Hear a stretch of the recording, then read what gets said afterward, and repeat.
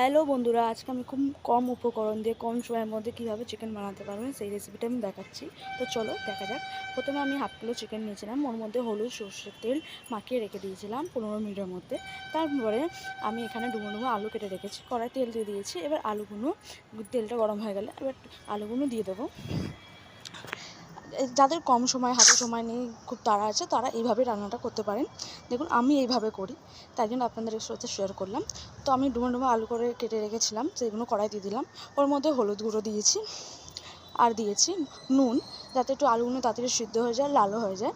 কারণ মাংস আর একটু লাল লাল না হলে ভালো লাগে না খেতে। তো ওই জন্যই একটু লাল লাল করে ভেজে নিয়েছি আলুগুলো। লাল লাল করে দেখুন একদম লাল হয়ে গেছে, যেমন হওয়া দরকার অমনি হয়ে গেছে। ওইভাবে আলুগুলো আমি একটা পাত্রে তুলে নিচ্ছি।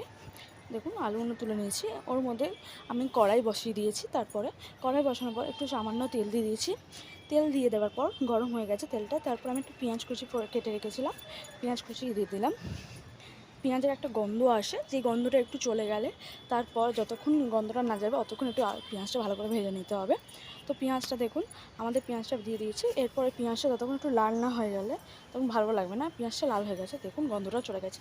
তারপর আমি আদা রসুনের পেস্ট রেখেছিলাম, আদা রসুনের পেস্ট আমি দিয়ে দিলাম। তো আদা রসুনের পেস্ট দিয়ে দিলাম। আদা রসুনের পেস্টটা ভালো করে নেড়ে নিতে হবে, যাতে নেড়ে নিতে হবে ওই জন্য একটু ভালো করে গন্ধটা যেন চলে যায়, ওইভাবে আমি করে নিচ্ছি। যতক্ষণ গন্ধ না গেলে মশলা আমি দেবো না। তো এবার দেখুন ভালো করে তেল একটু ছেড়ে আসবে আদা রসুন দেওয়ার পরে। দেখুন আদা রসুনের গন্ধ চলে গেছে। তারপরে আমি একে একে মশলা দিয়ে দিচ্ছি। আমি দিয়ে দিচ্ছি হলুদ গুঁড়ো। প্রথমে হলুদ গুঁড়ো দিয়ে একটু নাড়তে লাগছি। তারপর আমি পরপর আমি মশলা দিয়ে দেবো জিরে গুঁড়ো। জিরে গুঁড়ো দেওয়ার পর আমি দিয়ে দেবো তারপর লঙ্কা গুঁড়ো। ঘরে যা যা আছে ওইগুলো দিয়ে আমি করেছি, যেহেতু কম সময়ের মধ্যে করতে হচ্ছে, আমার একটু তাড়া ছিল, ওই জন্য আমি তাড়াহুড়ো করে দিয়েছি।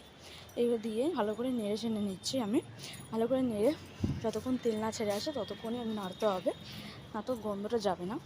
তো দেখুন আমার মশলা ভাজা হয়ে গেছে। তারপর আমি চিকেন ম্যারিনেট করা যে চিকেনটা ছিল ওইটা আমি দিয়ে দিলাম। ওটা দিয়ে ভালো করে একটু নেড়ে নিলাম। ভালো করে নেড়ে চেড়ে নেব, যাতে একটু মানে যতক্ষণ ভালো কষবে অতক্ষণ ভালো। সময় নেই, একটু তাড়াহুড়ো করে করেছিলাম। তো দেখুন ভালো করে আমি একটু নেড়ে নিচ্ছি। নেড়ে নেওয়ার পর আমি একটা গোটা সাইজের টমেটো কুচি রেখেছিলাম, সেই টমেটো কুচিগুলো মাংসের মধ্যে দিয়ে দিচ্ছি। মাংসের মধ্যে দিয়ে দিলাম টমেটো কুচিগুলো দিয়ে ভালো করে নেড়ে চেড়ে নেব। ঠিক আছে, ভালো করে নেড়ে নেব। বন্ধুরা এই ভিডিওটা আমি এইভাবেই বানিয়েছিলাম, কেন ক্যামেরা আমি এক হাতে ধরেছিলাম, এক হাতে রান্না করছিলাম। কোনোভাবে অসুবিধা হলে আমাকে ক্ষমা করে দেবেন প্লিজ। দেখুন মাংসটা আমার ভালোভাবে কষা হয়েছে, আমি দেখতেই পাচ্ছেন। মাংসটা একটু যতক্ষণ ভালোভাবে না কষবো ততক্ষণ ছাড়বে না, ততক্ষণ ভালো ভালো কষতে হবে। এরপর আমি নুন দিয়ে দিচ্ছি, পরিমাণ মতো নুন দিয়ে দিচ্ছি। আমি পরিমাণ নুন দেওয়ার পর ভালো করে নেড়ে চেড়ে নিচ্ছি। বন্ধুরা আমার কথা যদি বুঝতে অসুবিধা হয় সরি, হ্যাঁ, কেন কি আমার খুব একটু ঠান্ডা লেগে আছে ওই জন্যেই। তা এবার দেখুন তেল ছেড়ে দিয়েছে তরকারি দিয়ে। এবার আমি যে ভেজে রাখা আলুগুলো ছিল এই আলুগুলো এবার সব দিয়ে দিচ্ছি।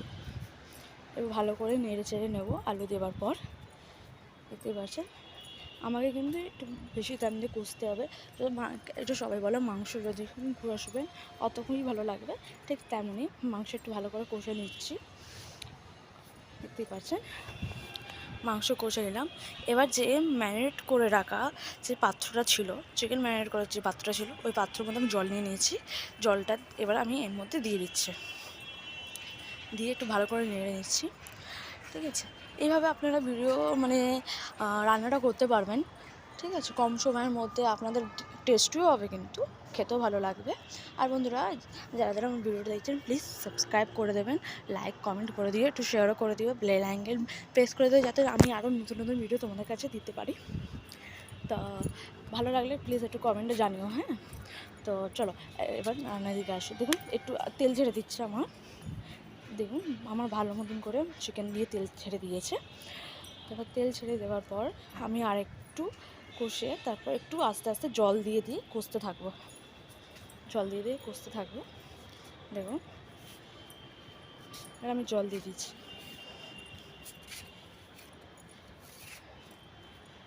জল দিয়ে দেওয়ার পর একটু ফুটবে, দেখুন মাংসটা ঠিক ফুটে আসবে, আমি চাপা দিয়ে রেখে দিয়েছি। দেখুন ঝোল কিন্তু আমাদের ফুটছে, দেখতেই পাচ্ছেন। দেখুন আমি আপনাদের ভালো করতে দেখিয়ে দিচ্ছি। দেখুন ঝোল ফুটছে। আমার আলুটা দেখিনি সিদ্ধ হয়েছে কিনা। হ্যাঁ, আলুটা আমাদের সিদ্ধ হয়ে গেছে, মানে আলু মাংস সব কিছুই সিদ্ধ হয়ে গেছে। তো বন্ধুরা রান্নাটা আমার কমপ্লিট হয়ে গেছে। কম সময়ের মধ্যে আপনারা এইভাবে রান্না করতে পারেন।